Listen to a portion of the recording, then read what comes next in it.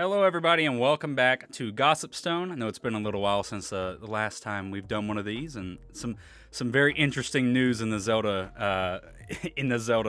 realm of the universe has happened. Today, I am joined by the wonderful Triforce Trends, who you may have seen around here on the internet because he makes outstanding content. Trends, can you go ahead and introduce yourself, buddy? I'm Trevor Friends. Hello. I've been given a great introduction by Tyler here. I just make Zelda videos. I'm just Tyler, but smaller and not as good. No, dude, that's not true at all. I just make work. So, originally, when I asked you to do the podcast, I was we had not heard about this Nintendo Direct that just came out of nowhere, which is super exciting because Zelda's 35th anniversary is 4 days away, I think now, like the 21st, yeah. So it seems pretty likely we're gonna get some Zelda stuff. What do you expect to see out of this Direct?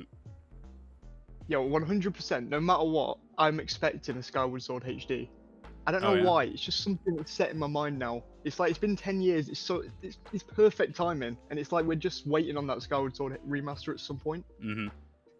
What are you expecting? I still think that the Wii U ports are going to be the most likely options, but it's really interesting seeing all the patent reissues for like Phantom Hourglass and Ocarina of Time and like all these other. So like, really, I think it's like anything's possible at this point because there's Phantom Hourglass. It's possible. That's weird, isn't it? Though it's like nobody would have ever guessed that, right? No, Phantom Hourglass and Spirit Tracks were probably like very low on a lot of people's list for like the most likely candidates to get a remaster. So it's very interesting seeing all these patents like surface up now. So yeah, why do you think Skyward Sword deserves a remake more than any other Zelda game? The thing is, I've watched, sometimes I use some clips from, Zelda on YouTube. You might not. If not, it's fine. It's just this account that will make like 1080p 60 FPS like playthroughs of like pretty much every Zelda game without getting hit. And I don't know, it's like you look at that and then I look over at the Wii version of Skyward Sword with like no 60 FPS. It's supposed to be 1080, but it's more like 720. It's somewhere. It tries to hit it, but like it's a bit blurry. Right. And it's like it would be so perfect for a port on the Switch as well, because it's not like they've gotten rid of the motion control idea yet. So it just seems like if it's gonna happen, it seems pretty likely. But I did forget to say I probably can see like Wind Waker and Twilight Princess coming together. For sure. The HD versions. Yeah, I think Skyward Sword, in my opinion, parring like a Zelda 2 or something like that. Yeah.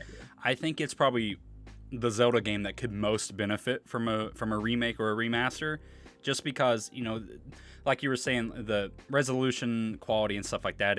It's a tad like fuzzy. It's not necessarily blurry, but it's like it's not quite the 1080p that they were saying it was on the Wii. Like it could definitely use a facelift, and with the the advancement of motion controls, like especially in the Joy-Cons, like using those for the motion controls in Skyward Sword would be a lot better compared to like the Wii Motion Plus that we were using back when Skyward Sword came out. So it'd be a bit more accurate. You wouldn't have to worry about calibration as much, I would think.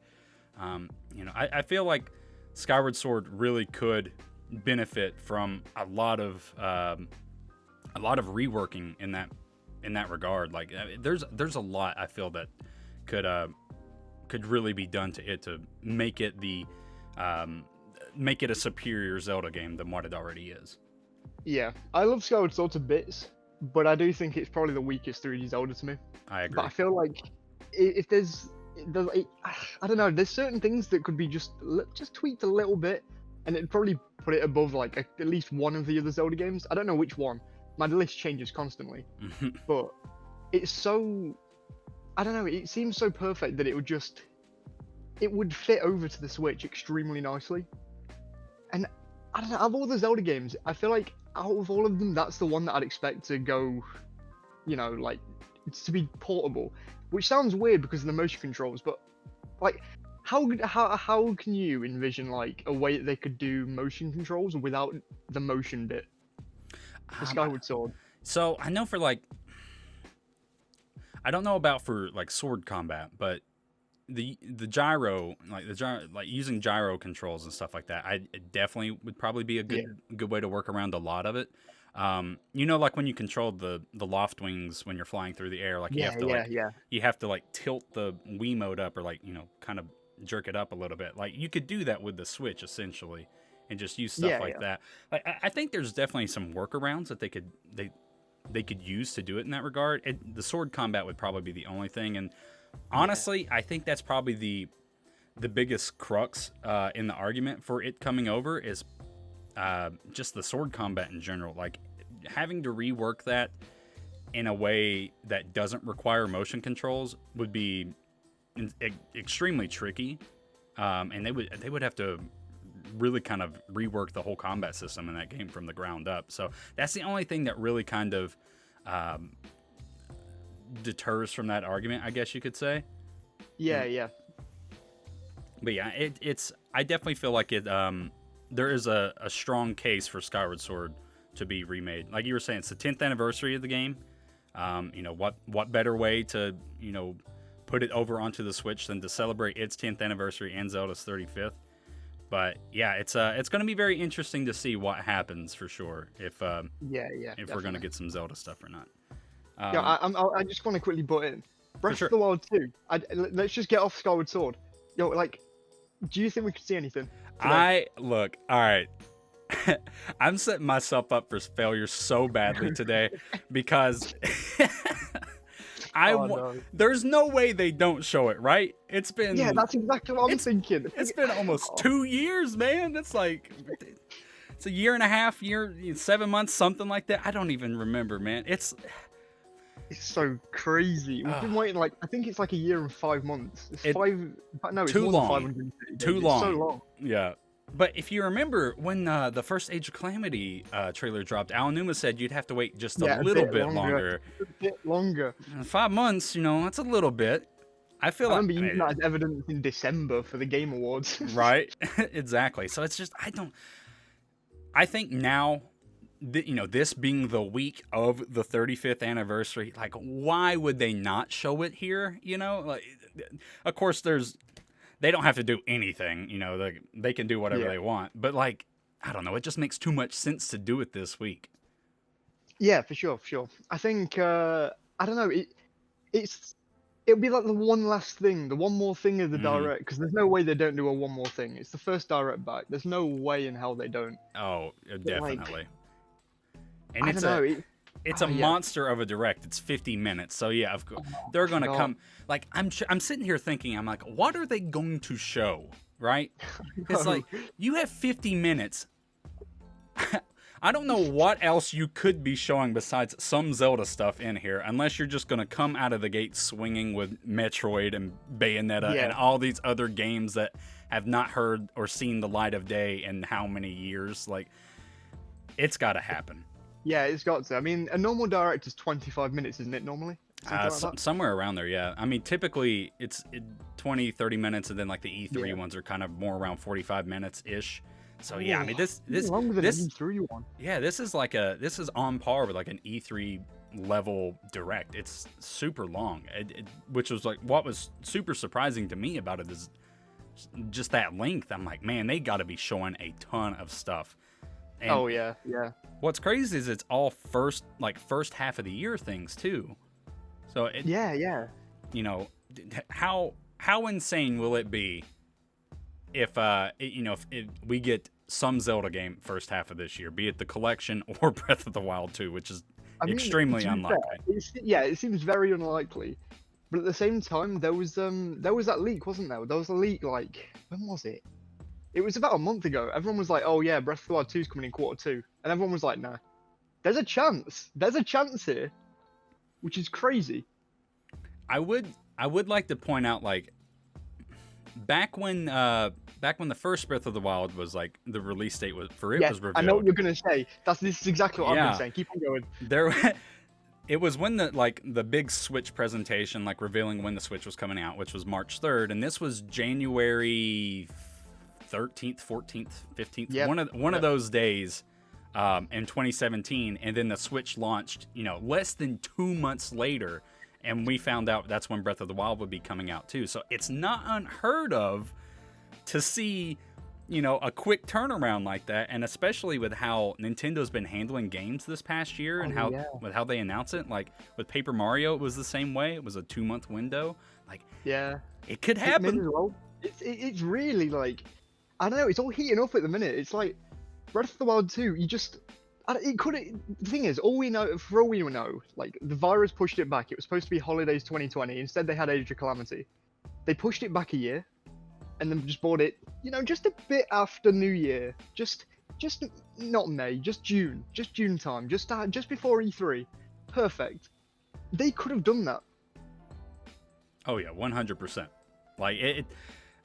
I think there's a stronger case for it than not at this point, honestly. Like. We're for any Zelda game. Let me clarify, because Breath of the Wild 2 is a little bit trickier of a case, because it being a big title like that, they definitely could push it to holiday 2021 so that they can generate more sales that way. But man, how hype would it be to just Breath of the Wild 2 is coming out it's coming out next month. It's no big deal. The thing is with it as well, I know we're going to stray off Zelda for a second here, but like, you got like the Pokemon stuff, and there's like, everyone's been saying Diamond and Pearl remakes, and it seems more likely than not at this point. Yes. Surely those seem like a holiday title. But then which one of them takes holidays? Yeah, so, alright, so this is I think maybe it was last year before last. Nintendo was, I think it was 2019.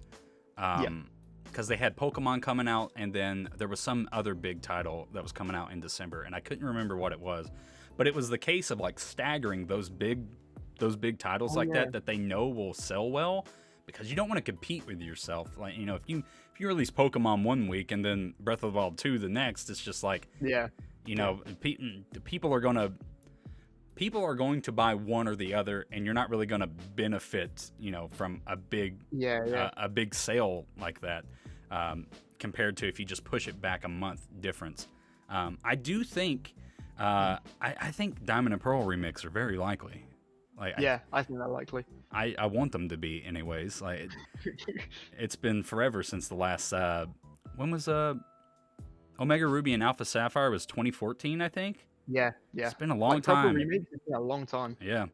And the thing is, I don't know, it's so far up like the Pokemon fans like, list of things that they want now, that it's just like, do it. Yes. It's like, I think it's the most demanded thing at this point, really. Like, people want a Gen 4 remake extremely, extremely badly. Yeah, sure. I think a lot of people's issues at the minute is just they don't want them to screw it up, which is a real possibility. Right. But I don't know. It's like I didn't like Sword and Shield. You know that. You watched the video that I made on it. And I don't know. It wasn't just down to the graphics, though I'd know that I talked about that a lot. But it's like, there's certain other things as well, and it's like, from their remakes, they seem to strip out some features every now and then. And it's like, things like the underground in Diamond and Pearl. Right. I don't want them to take it out. I don't either. I feel like, honestly, because they seem to have this with Sword and Shield, they had the big focus on the wild area. I think the underground might be their version of the wild area in the Diamond and Pearl remakes, if they do implement something like that. Which, the wild area is probably the biggest point of contingency for a lot of people with Sword and Shield, myself included. Like, I think it was the weakest part of that game. It definitely could have utilized some more time being put into it for sure. That is my biggest concern for Diamond and Pearl remakes, is if they're going to do something big and grandiose like that, I really want them to like flesh it out, make sure it's polished, make sure it's good before they launch it, because that's I don't think they're not going to have any issue selling any of these games, but their publicity really can't take another hit like it did with Sword and Shield. Yeah, it's the thing is with like the wild area, I think the concept of it is amazing. It's just that, like you say, it wasn't fleshed out at all, Mhm. and I don't know, I mean, they brought out the DLC after, didn't they? And it's, from what I've heard, I've not actually played it myself because I voted against it, but I decided to look into some like reviews and stuff. Apparently, people said it was better than the main game. But with That the doesn't main surprise wild me. area. That doesn't surprise me at all. I didn't play the DLCs either. I was that was something I intended on going back to, but I don't know if I'll ever get around to it at this point. Yeah. I know the Frozen Tundra. A lot of people seem to really like it just because of the Legendaries. right. Yeah, like what Yeah. were they? Raid layers. I think that's Yeah, what yeah, they're that's called. it. Yeah. Or something similar to that. But Yeah. yeah, it's I definitely feel like with Zelda, Pokemon is in its 25th anniversary this year. So Yeah, crazy. it's very, man, this year just is stacked, or it has the possibility to just be insane for Nintendo if they allow it to be. I don't think what there's no way they don't capitalize Donkey on Kong that. as well. Donkey Kong. It's Donkey like no Kong, one's Metroid. everyone's forgetting about that. Mm-hmm. Donkey Kong is like, it's up there with Mario when it comes to, you know, maybe not sales, but like overall legacy. It's Right. up there with Mario and Zelda. It's just that, I don't know, for some reason the Country Returns games didn't sell as much as they probably liked. And that's a But, like, shame too, because those are they're amazing. they're great games, wonderful They're games. like probably my favorite 2D platformers, to be honest. Oh wow. Yeah, I'm putting that out there. Yeah. I played a little bit of Tropical Freeze, but I absolutely loved the original Donkey Kong Country Yeah. Returns, which was, Yeah. you know, speaking of like having stacked years and stuff, 2010 was a stacked year for Nintendo, because that was when Skyward Sword was revealed. That was when Donkey Kong Country 2 Donkey Kong Country Returns came out. Kirby's Epic Yarn, Metroid Other M. There was a lot of like big franchise titles that came out that year. Yeah. I feel like this year could mirror that.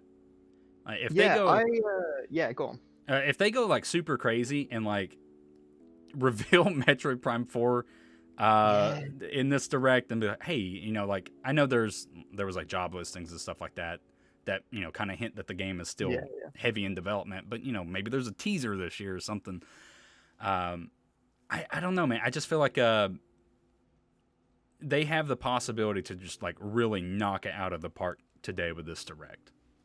Yeah, I completely agree. I quickly tuned in a little bit to your stream yesterday. Not that long at all. I was a bit busy, but It's all right, man. I appreciate it anyways. I saw that you had, like, which I saw that you've not played a couple of like the Nintendo franchises. Which ones haven't you played? Out of like their big first party titles. Yeah, they're the big Oh. first party ones. I've barely played Metroid. I played a little bit of the first Metroid Prime. Literally, like, not enough to really account to anything. So I would count Metroid in there. Oh man, Xenoblade. I was talking with Xeno about Xenoblade because I've never played it either, and that's a big one for a lot of people I know. Trying to think, man. I've kind of checked most of the big franchises. I've played at least some of it. Yeah, I never like really dipped my toes into Metroid. This was like the main point of that question overall. But like I don't know, Metroid is I think it has a lot of potential overall with its theming and stuff. I think I played the first Prime game this last year. I loved the hell out of it. And then I also played Super Metroid on NSO, also a great game. Which brings me to a 2D Metroid. That seems really likely. I feel like a 2D Metroid could very well happen for sure. Yeah, not very. I said very likely. It's you know, it's somewhere in the realm of possibility. Well, it's also like yeah. Why this year so many anniversaries for so many franchises for them, and like people will be coming for Nintendo's head if they don't at least acknowledge it in some regard. And they've been very, very quiet for Metroid. So I mean, like I would like to think with the maybe the little Easter egg in Paper Mario, Oh yeah. where they had Was the it Metroid Samus? head Was shooting it? 2D or whatever it was. Yeah, it was. I can't even remember if it was Samus's helmet or if it was an actual Metroid. I can't even remember. But Yeah, it was Samus' helmet, I think. okay, yeah. But you know, like I don't feel like you put a little Easter egg in there like that, you know, for it to not be hinting Mean towards something. something. Yeah. Yeah. But we'll see. It's going to be we'll very see. interesting. We'll stay on Metro for just a second longer because those you mentioned those job listings and I forgot that Prime 4 has the potential to be such a good game. Oh yeah. Like the people that they've hired, I think there's a couple of them from like God of War, a couple from GTA, and like a couple from Call of Duty, I think. Yeah, And like they're pulling a lot of resources from a lot of different like big development teams. yeah, it's that I'm quite excited for that game, even though I've only like really dipped my toes into Metroid. Right. See, for me, because like I'm not. I mean, I wouldn't consider myself a Metroid fan at all because I've never really played the franchise. So it's more of an excitement for other people for me. Like, I fully intend on getting Metroid Prime 4 when it comes out, and you know, and maybe they'll do people really want a Prime trilogy on Switch, you know, whether that happens or not, you know. I want to play this new one just to, you know, kind of experience that hype along with everybody else, but like it's just one of these like fabled franchises, you know, and it's been 4 years since it was revealed, and it's just, you know, it's had so many ups and downs with its development. I feel like they need a win very badly for Metroid, so it'll be when they do show it, I think it'll be very it has to be like very impressive just because of like how much they've done to rework it. Because you don't take a game and then just completely scrap it and start over if you're not like dedicated on the vision of that game. So like I'm very excited to see what they're putting out there for it. Yeah, I definitely agree. I think another series that has that's performed really well actually, like very recently, is Pikmin. It's like that's just become like the Pikmin 3 Deluxe has just become like the best-selling Pikmin game ever in like 3 months. You mentioned games, Nintendo games. I haven't played that much. Pikmin is one of those. I haven't really ever played Pikmin. Tyler, you're letting me down, man. I'm sorry, man. I'm a bag of disappointment. That's all it is. You said that you were going to play some of those series. You're going to get Pikmin 3 Deluxe. Not letting you wimp out on the Wii U version. All right, I'll add it to the list. Okay, my list of games I gotta play just keeps growing, man. It's I'll get around to it eventually. 4, that's gonna get revealed. It's just gonna get revealed. There's 50 minutes. What are they gonna reveal? Exactly. It's just like, you know, can 30 minutes of it just be dedicated to Zelda? Like, I mean, that's what I want it to be, but like that's not realistic, obviously. So like, what are they going to show? Like you know, it would be really cool to see some new IPs come out of this as well. I feel like they like. Granted, I haven't played many of these, but like general reception, I think, for like Daemon X Machina and like Astral Chain and like all these new IPs they've been putting out have been very positive for the most part. Yeah. So you know they've been doing very well in the realm of all these new IPs they're putting out. I think we might see some new stuff this year, or out of this direct for sure.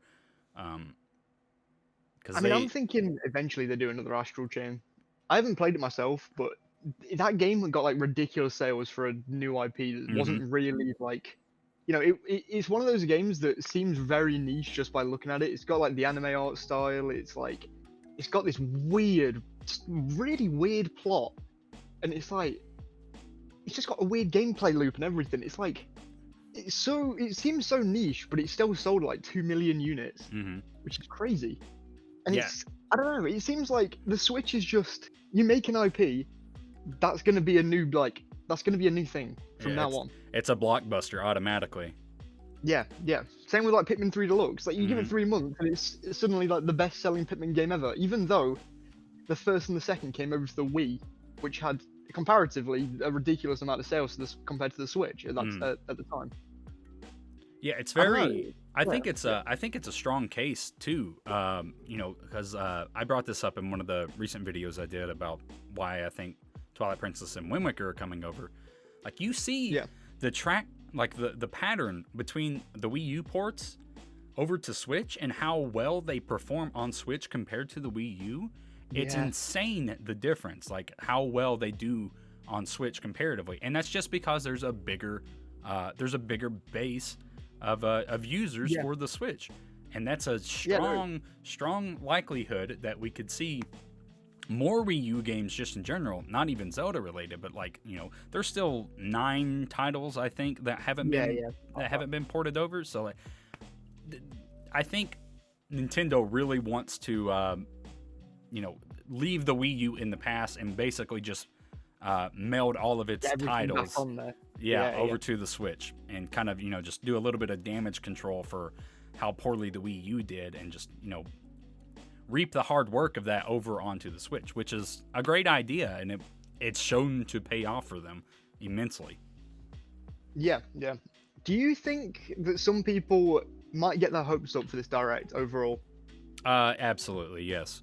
This direct is not going to please everybody. I know that already, and it might not even please me completely. And I think it's the case that expectations are set extremely high right now, because it's been 530 something days since the last real Nintendo Direct. That's not a partner showcase, not a direct mini, not a direct that's catered to one specific title.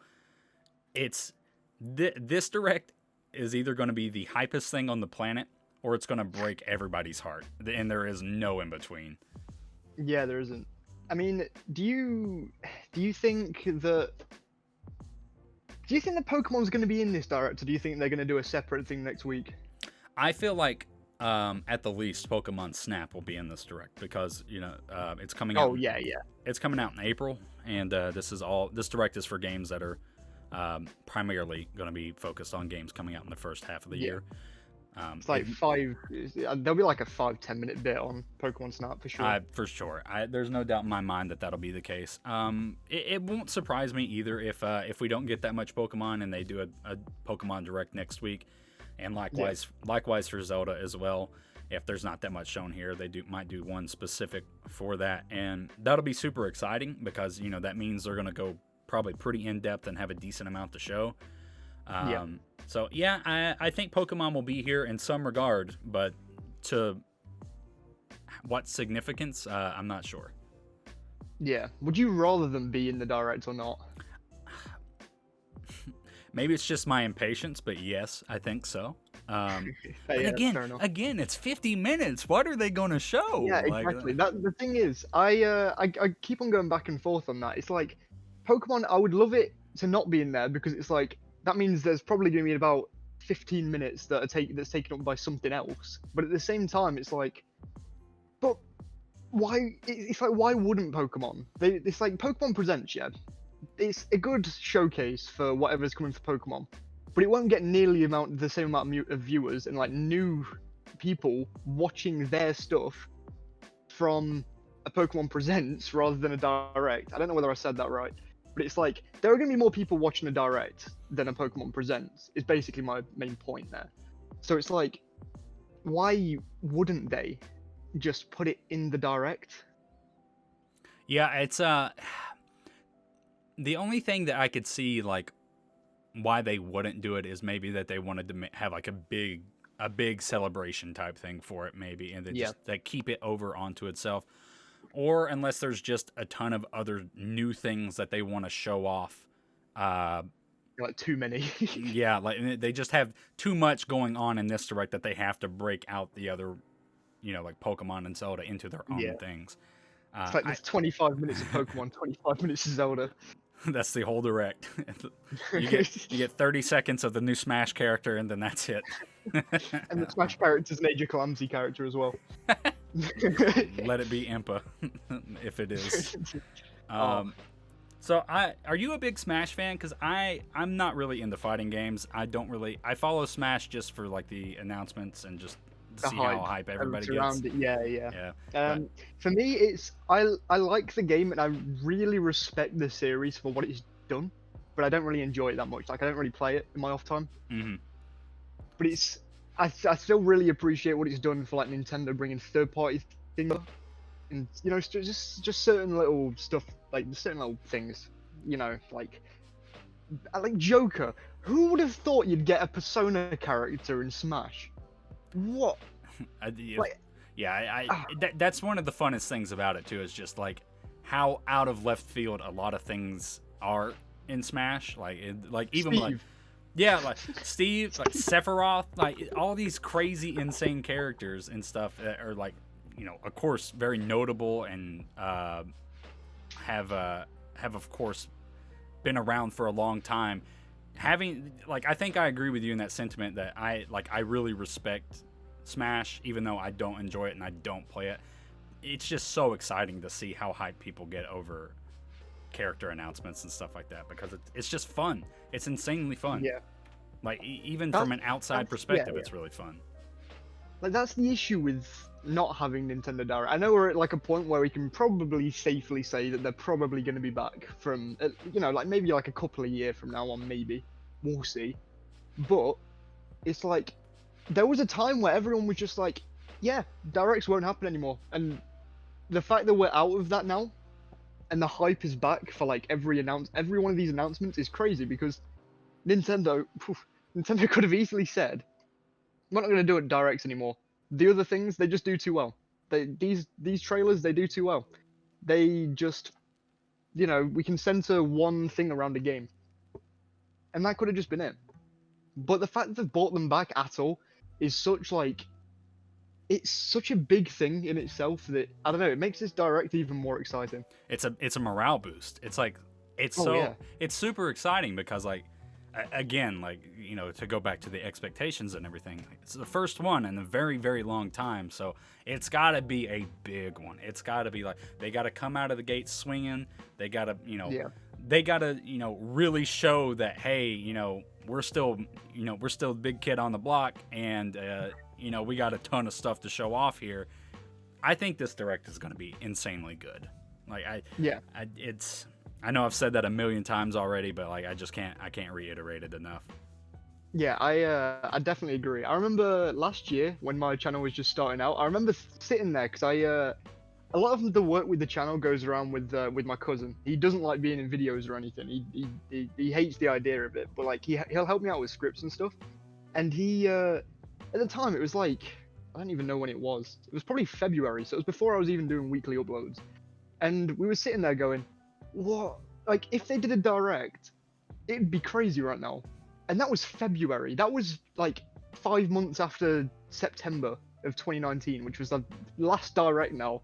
And it's we're a year after that. There's got to be something that gives here. There's got to be something massive. Even, something we don't know about. Breath of the Wild 2 is big in itself, but it feels like there's something new. Completely new. And I don't know. Yeah, something. So I feel like there's going to be some sleeper hit in this for sure.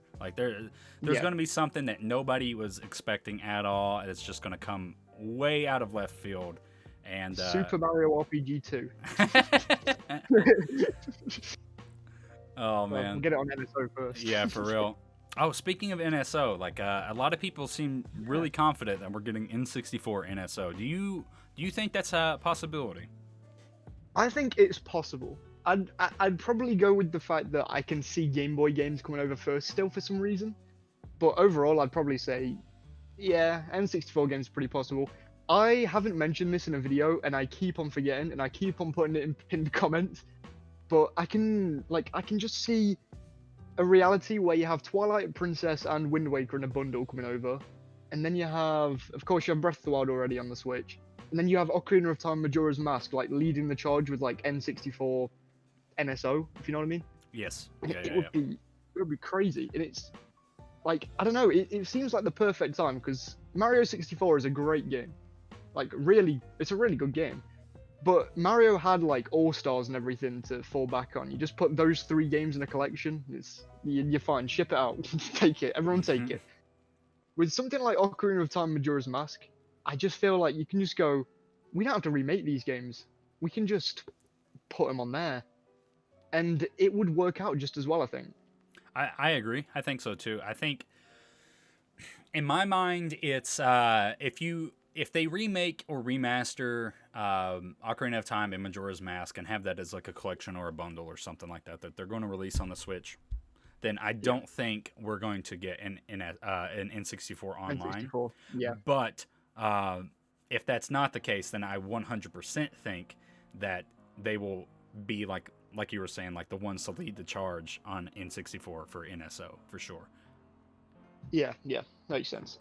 I feel I like mean, a lot of yeah. people also really like they cherish the N64 versions of those games over the 3DS The 3DS, remakes. Yeah, so like especially it's Majora's Mask case. exactly, yeah. So I feel like people really there's a huge desire for that original experience, and Yeah. using an N64 online like that, I feel like that would be an easy way to please a lot of people for sure. Yeah, especially if you've got all like literally every other Zelda game coming over as well somehow. Right. It's just I hate to come back to it, but like Twilight Princess and Wind Waker, it seems so perfect. It would be funny for us especially because we'd be able to, I don't know, us and Neighbour would be able to constantly banter about it because it would be hilarious. Mm-hmm.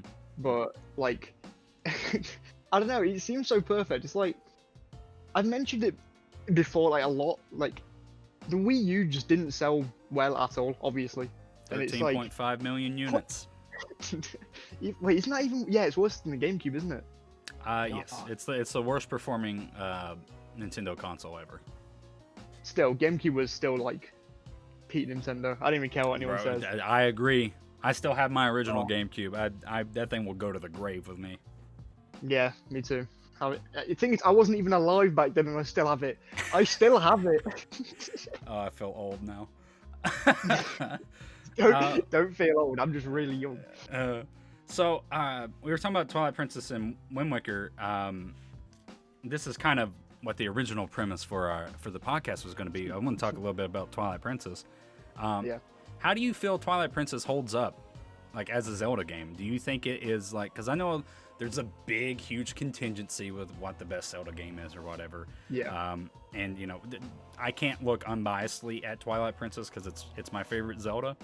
Do you feel? Yeah, me too.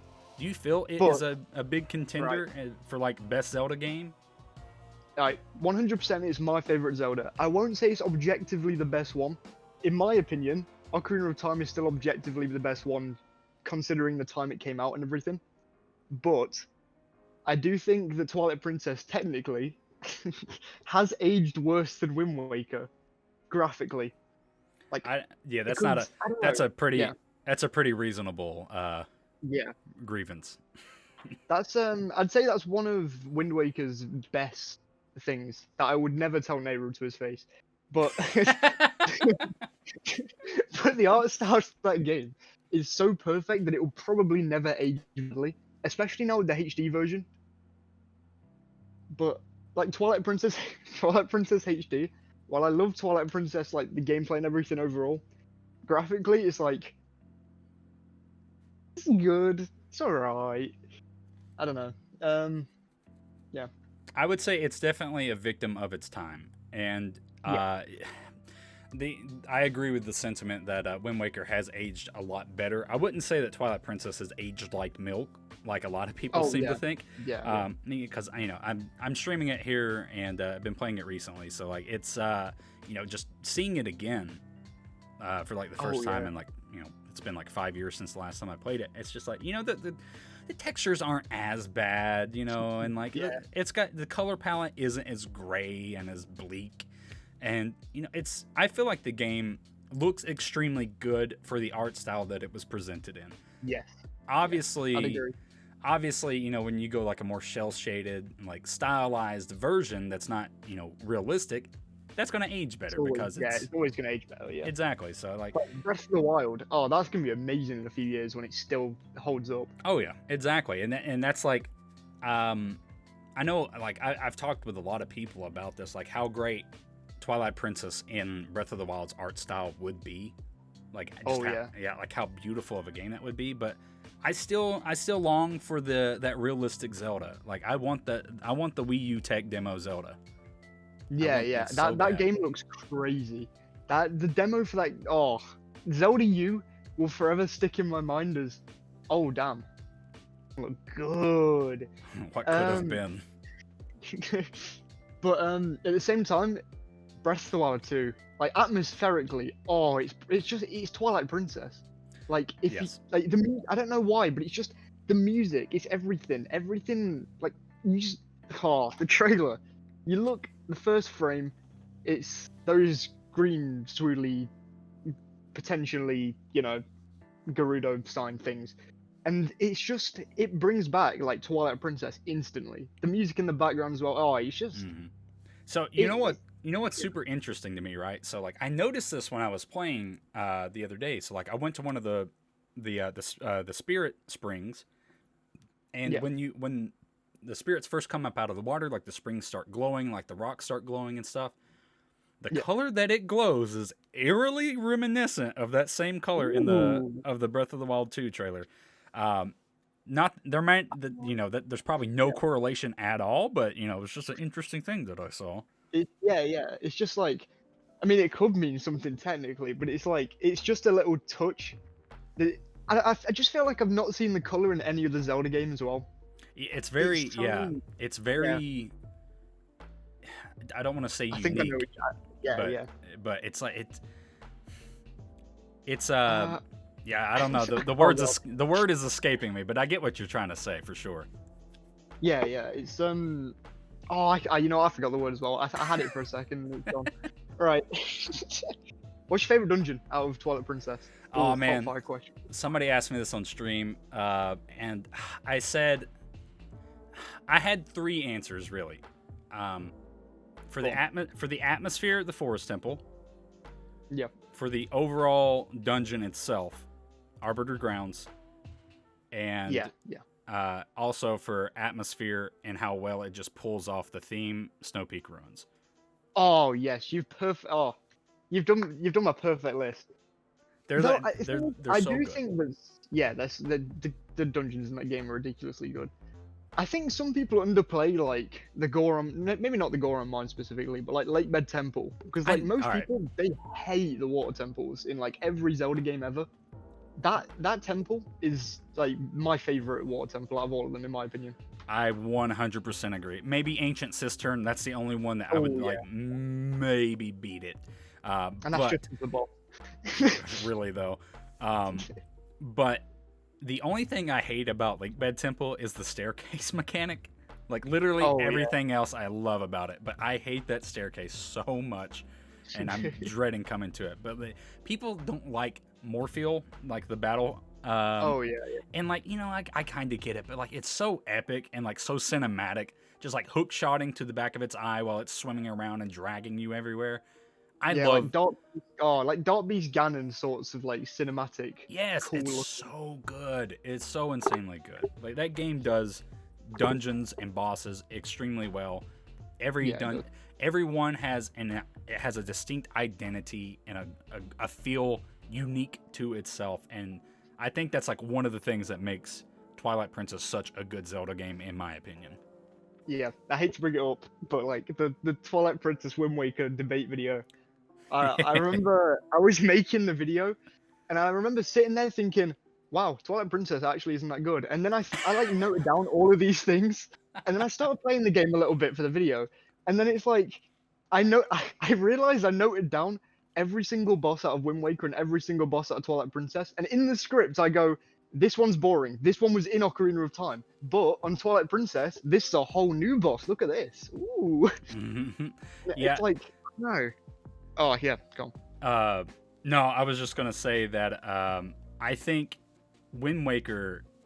I think Wind Waker does its overworld and like its theming really well, and it's like it's super successful at being this charming, cutesy, like fun adventure.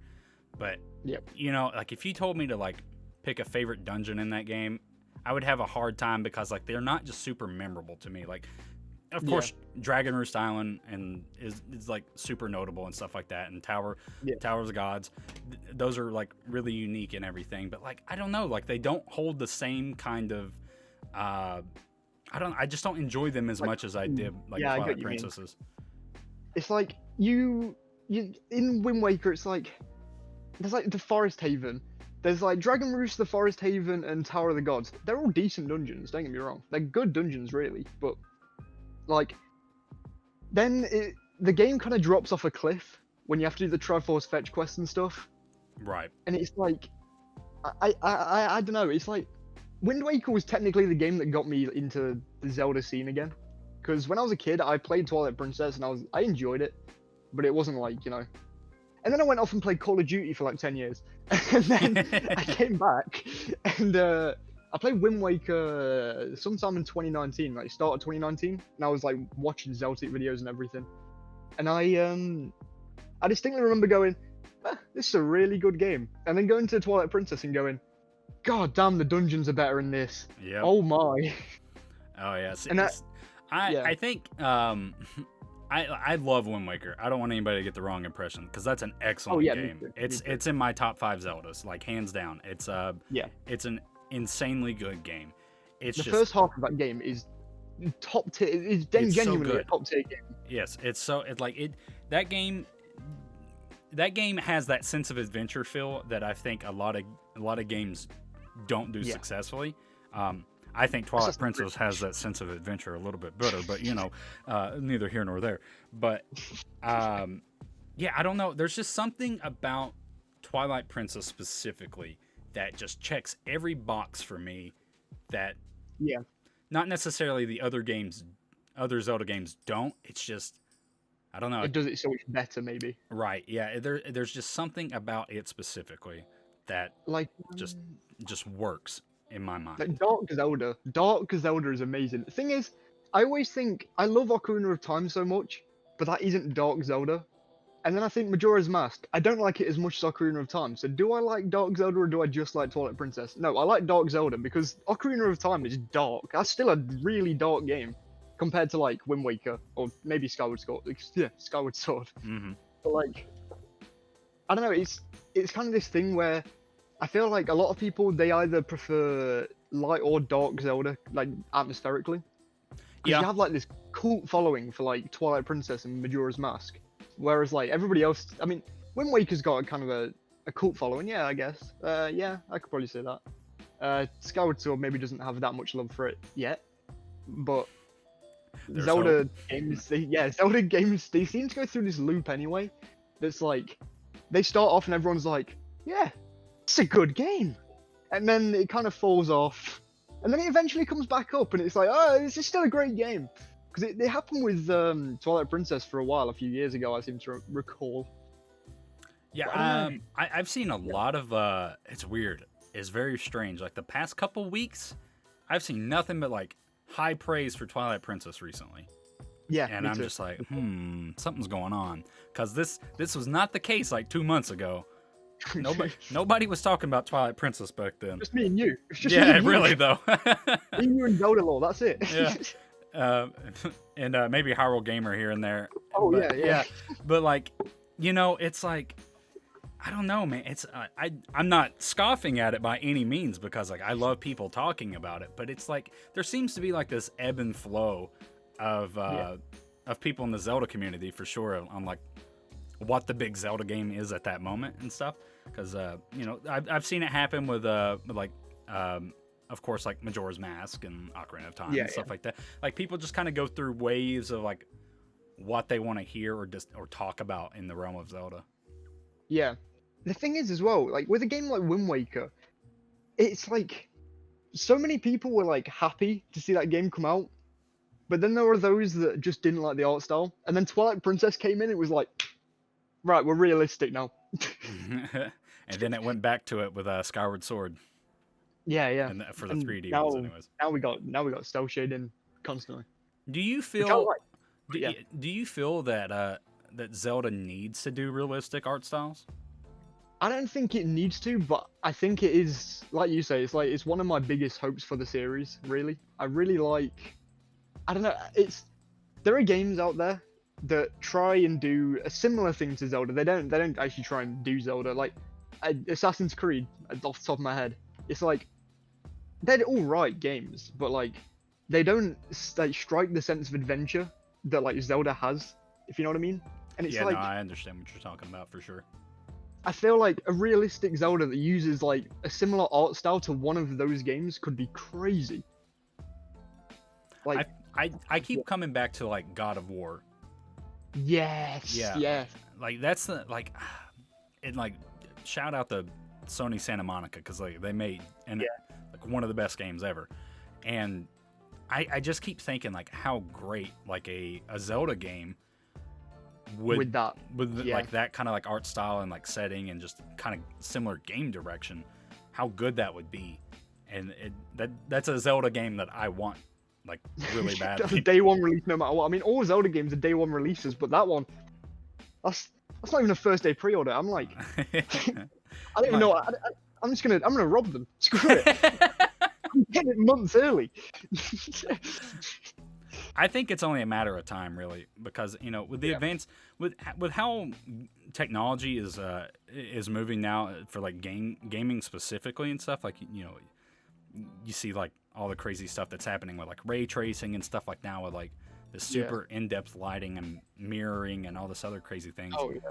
You know, Nintendo has historically like lagged way behind in the realm of like technical prowess, I guess you could say, because they go a lot more gimmicky over like performance, and not that that's a bad thing, because you know we get insanely cool things like the Switch out of that.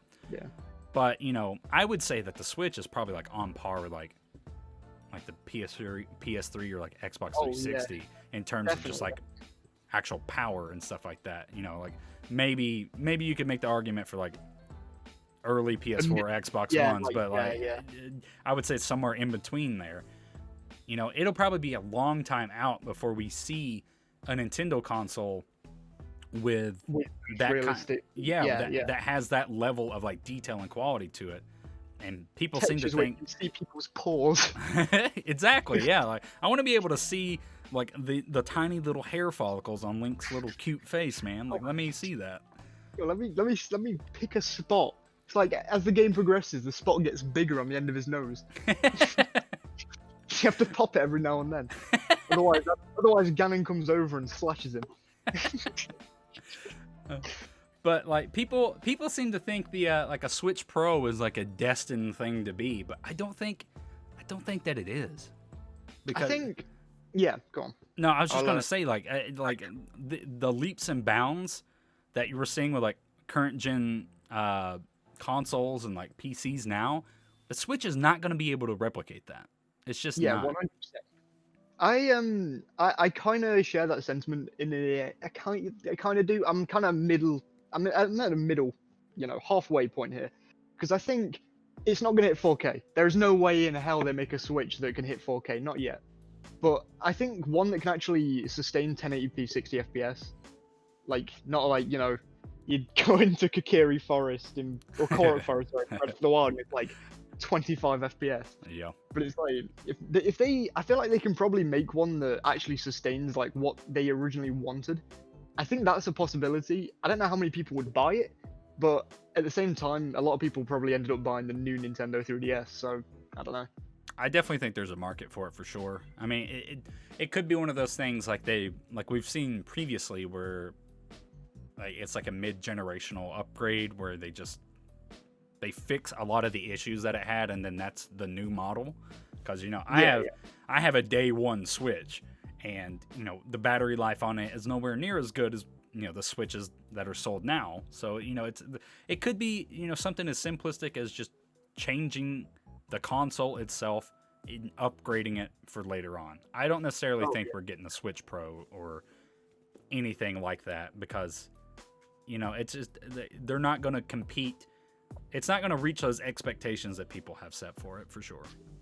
Yeah. I know this is probably kind of a long topic, and we're probably getting to the end here. But like, what's like a hope you have for Breath of the Wild 2 overall? Enemy diversity. That's my biggest thing for sure. Like, I really want to see more enemies. I want to see like different types. Redeads, Iron Knuckles, Skulltulas, Dekubabas. Like I want Redeads in Breath of the Wild's engine would look so cool. They would look great.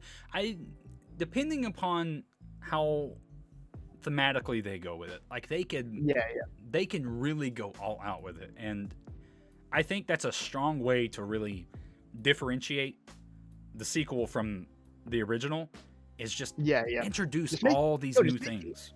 make new enemies, make them scary. Just scare the crap out of some 3-year-olds who are playing Breath of the Wild. Well, Just throw them out there. Like giant spider, yeah, we'll have a new Goma. Have that. exactly. Yeah, like how cool would it be to have just like Armagoma just crawling over Hyrule? Just any like you could just be have you running played around Resident Evil 2? randomly and it shows up. Have you played Resident Evil 2, like the remake of it? I played the demo, but I didn't actually play it. But like I get what you're gonna say with like Mr. X. Mr. X. Yes. Yep. Oh my god, it's Okay. such a cool concept to have like a spider crawling above you, like just hunting you for like an entire dungeon. So, all right.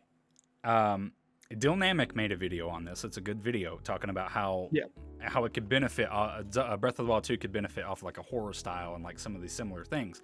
But before I saw his video, I actually had a nightmare, and it was about Breath of the Wild 2. And I remember I was just running around Hyrule, and I turned a corner, and then there was just zombie Ganondorf floating in the air, like pointing at me, and like his evil eyes. And then I ran away, and he was chasing me. And that idea has stuck with me ever since then, because I think it would be insanely cool to have that Mr. X style like thing in Breath of the Wild 2, where like you're just trying to, you know, do whatever to stop Ganondorf, but he's just chasing you over Hyrule nonstop. Yeah, it's like the Breath of the Wild's bosses. They were supposed to instill like a sense of Ganon's always watching. What if he's literally always watching? Exactly. Yeah. Like, what if you're trying to like? What if you got to hide under a barrel to get away from him? You know, it's just like there's so many cool ways they could take this game. I'm super excited.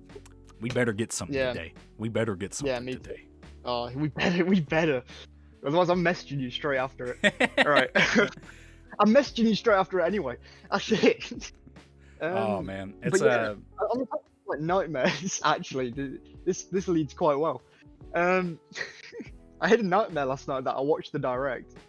It seems weird that I had a nightmare about watching a direct. No, it was basically 50 minutes of just Dragon Quest, which I've never had an interest in. And I woke up in a cold sweat, making sure the direct was even real. I was so dumbfounded by it. Honestly, no, I don't mind there being a new Dragon Quest game. Yeah, Dragon Quest fans, yeah, whatever you like. But no, not 50 minutes of it, please. Oh man, how cruel. Nintendo's just like, all right, well, we're gonna show Smash, and then the other 49 minutes. And here's some Dragon Quest 11 DLC. There you go. That's hilarious. Also, there's definitely not a Zelda Anniversary Direct. The Legend of Zelda, you made it up. It doesn't even exist. It's not even a thing. Yeah, it's not even a thing. It's you gotta look for those games now. It's like Galaxy 2. They're gone. They don't exist. Yeah, they like never. You all you remember are just falsehoods. You've been brainwashed. None of it's existed. It's all a conspiracy. None of it was ever real. It never happened. Just forget about it from now on. The Legend of Link. Zelda. Wait, no. The Legend of Link 2. There you go. Oh man. I think that's pretty much it, man. Is there anything else you wanna bring up or talk about? No, I think I saw the time and then realized I wanted to talk about that nightmare. And I thought it'd be a good topic. So for sure. Hopefully, Trent's nightmare will not come true, and we will not get 50 minutes of Dragon Quest, and we will actually get a good, huge variety of stuff. Yeah, thanks so much for joining me, Trends. This was great, man. Super appreciate it. Whenever. I mean, I could talk about Twilight Princess for another hour, as we were supposed to. It's not every day they announce a direct, though. So I mean, you know, and obviously, like, by the time this goes up, we'll know what happened with the direct. So a lot of this might be real. Who knows? This is gonna age poorly. Oh, it's gonna be bad. I'm gonna go back to this in a week and be like, oh no. Oh man, like what were we thinking? Oh, this is Breath horrible. Breath of the Wild 2. Oh. Twilight Princess HD. We got Zelda 2. What's going on? I'd be okay with that. I mean, that'd be cool. Yeah, I would too. Yeah, that's going to do it, guys. Thanks so much for tuning in to another episode of Gossip Stone. Of course, go check out Triforce Trends. His link to his channel would be down in the description, of course. Yeah, thanks so much, Trends. This was great. Thanks for having me. Thank you. Yeah, absolutely. Until next time, guys, see you in the next one. Have a good one.